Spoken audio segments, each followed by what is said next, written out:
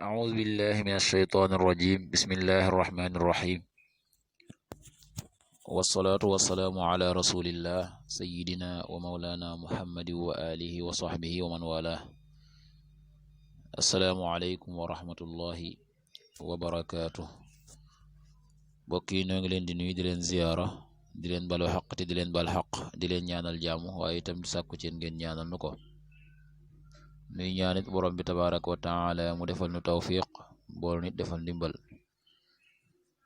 bokki nu dikkaat ak yéen ci xadiisu bis bi mu de xadiisul yawm niki ñu ko baaxoo di ànd ak yéen bis bu jot seen bokk Cheikh Mbaye Seck di ko ànd ak yéen an abi mas'ud al-badri radiyallahu anhu an an-nabi sallallahu alayhi wa sallam qaal ida anfaqa ar-rajulu ala ahlihi nafaqatan yaxtasibuha fa hiya lahu sadaqa muttafaqun alayhi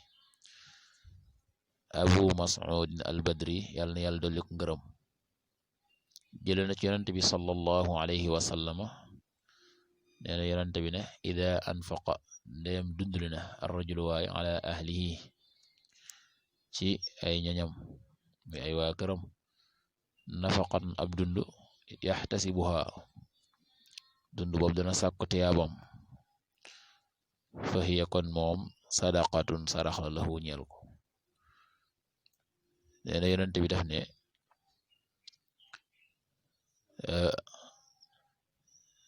koo xam ne dundal na ak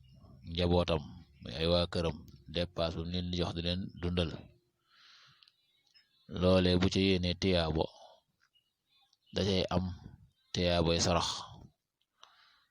nga xam ne doonte la waru gar la lu ko war la waaye da cay am tiyaaboy sarax day mel ne lu am solo la ci dund ga nga xam ne yaa ngi koy jox say njaboot say waa kër nga